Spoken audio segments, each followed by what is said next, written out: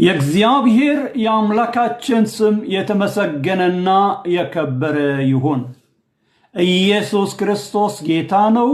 ኢየሱስ ክርስቶስ ያድናል። እግዚአብሔር በሰማያዊው መጠራት የጠራን የሰማያዊው መንግስት ወራሾችና የክርስቶስ ኢየሱስ ጌታ ሕይወትና ክብር ተካፋዮች እንድንሆን ብሎ ነው። ጌታ የተመሰገነ ይሁን። በኤፌሶን ምዕራፍ 4ኛው ምዕራፍ ቁጥር 2 እንዲህ ይለናል፣ በትህትና ሁሉና በየዋህነት በትዕግስትም እርስ በርሳችሁ በፍቅር ታገሱ፣ በሰላም ማሰሪያ የመንፈስን አንድነት ለመጠበቅ ትጉ ይለናል። ጌታ የተመሰገነ ይሁን። እርስ በርሳችን በፍቅር ስንኖር፣ እየታገስን ስንኖር የእግዚአብሔር ዓላማ በሕይወታችን ምን እንደሆነ፣ የእግዚአብሔር ዓላማ በህብረታችን ምን እንደሆነ ልናውቅና ልንረዳ እንችላለን። እግዚአብሔር በፍቅር ኑሩ ሲለን አስቀድሞ ፍቅሩን ሰጥቶናል። የፍቅሩን በረከት ተካፋዮች ስለሆን ደግሞ ይህንን ፍቅር አጥብቀን እንድንይዘው፣ የፍቅሩን ቃል እንድናውጀው ይጠበቅብናል። ጌታ የተመሰገነና የከበረ ይሁን። በትህትና ክርስቶስ ኢየሱስ በምድር በነበረበት ጊዜ ትህትናን አስተምሮናል። ጌታ እያለ የዘላለም ንጉሥ እያለ እግዚአብሔርን እስከ ሞት ድረስ ታዘዘው። እግዚአብሔርን አከበረው፣ ራሱን ዝቅ አደረገ። ጌታ እግዚአብሔርን ደስ አሰኘ። በትህትናው በስራው እግዚአብሔርን እጅግ ከፍ ከፍ አደረገው።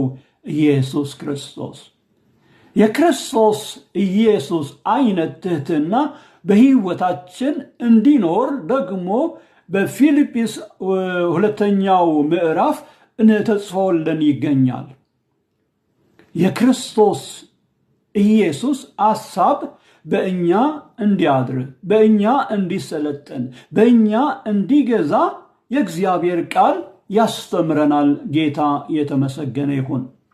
ኢየሱስ ትሑት ስለነበር፣ በትህትና ስለተመላለሰ እግዚአብሔር እጅግ ከፍ አደረገው፣ ወደ ላይ ከሰማያት በላይ ከፍ አደረገው። ከስሞች ሁሉ በላይ ደግሞ ሰጠው። ስሙ የተመሰገነና የከበረ ይሁን።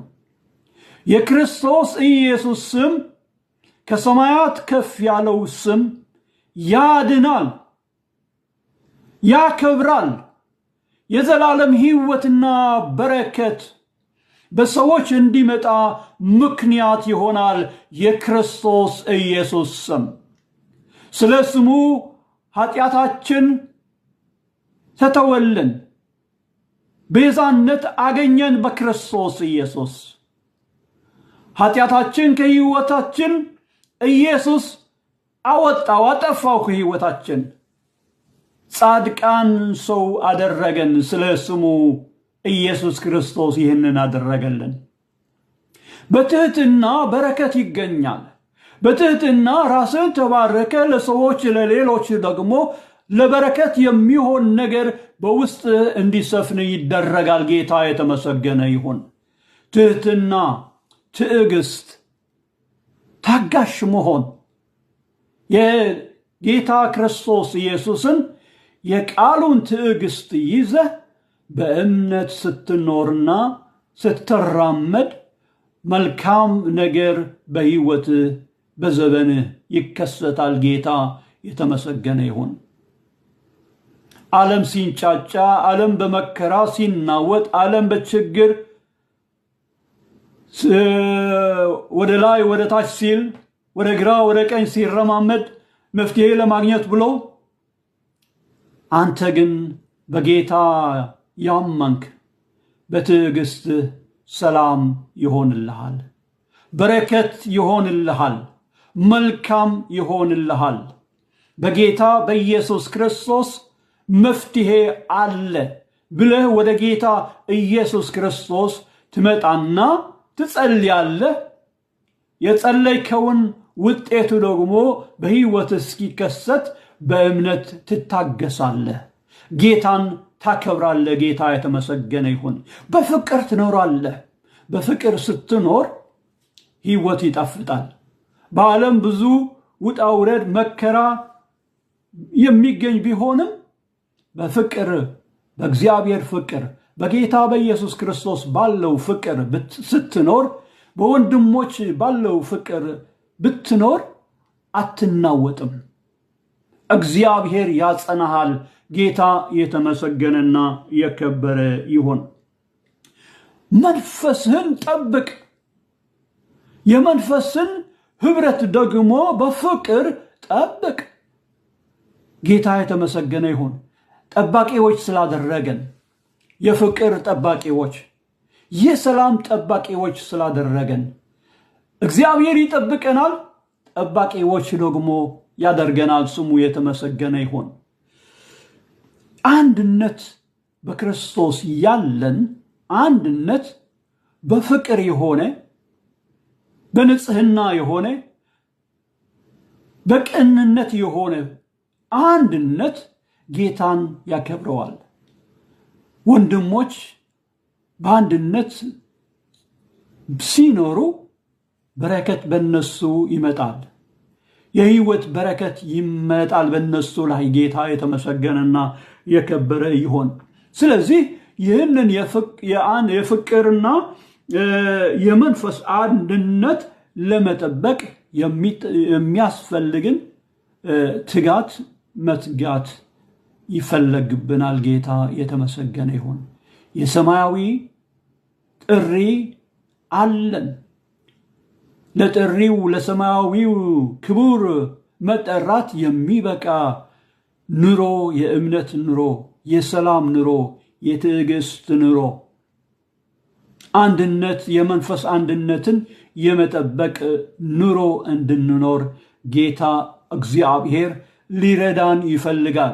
ለዚህ ነው እሱ እያስተማረን ያለው። ስሙ የተመሰገነ እና የከበረ ይሁን። ኢየሱስ ክርስቶስ ያድናል። የዘላለም ሕይወትና በረከት ይሰጣል። በጨለማ የሚመላለስ ኢየሱስ ክርስቶስ ብርሃን ነውና ወደ ብርሃኑ ይምጣ። ብርሃን ይሰጣል። የብርሃን ልጆች ደግሞ ላመኑት ሁሉ ኢየሱስ ክርስቶስ ያደርጋል። የብርሃን ልጆች ሆነው ብርሃናዊው የእግዚአብሔር መንግሥት ወራሾች እንዲሆኑ ኢየሱስ ክርስቶስ ይባርካቸዋል። ለእናንተ እስካሁን ድረስ በጨለማ ላላችሁ ጌታ ኢየሱስን ያላወቃችሁት ኑ ወደ ኢየሱስ ክርስቶስ ተመለሱ። ኢየሱስ ክርስቶስ ወደ እግዚአብሔር አብ የሚያስገባን እውነት፣ መንገድ፣ ሕይወት የሆነ ጌታ ነው። ኢየሱስ ክርስቶስን ልትቀበሉት ኢየሱስ ይጋብዛችኋል። ወደ መንግሥትና ወደ ክብሩ ወደ ሰላሙም እንድትመጡ ኢየሱስ ይጠራችኋል። ጌታ የተመሰገነ ይሁን። እስካሁን ድረስ ይህንን ጌታ ክርስቶስ አላወቅሁትም፣ አሁን ግን ላውቀውና ልቀበለው እፈልጋለሁ የሚል ካለ ይህንን ጸሎት ከኔ ጋር አብሮ ይጸልይ። ኢየሱስ ክርስቶስ አመሰግንሃለሁኝ። አንተ ጌታ ነህ። እኔን ለማዳን ብለህ በቀራኔው መስቀል ተሰቅለህ ሞተሃል፣ ከሙታንም ተነስተሃል። ሕያው ነህ ኢየሱስ ጌታ፣ የዘላለም ንጉሥ ነህ። አንተ ጌታዬና አምላኬ ሁን። ኃጢአቴን ሁሉ ይቅር በለኝ፣ በደምህ አድርገህ ዋጀኝ፣ ንጹሕና ቅዱስ ሰው አድርገኝ። የእግዚአብሔር መንግሥት ወራሽ አድርገኝ። ኢየሱስ ጌታ ተመስገን።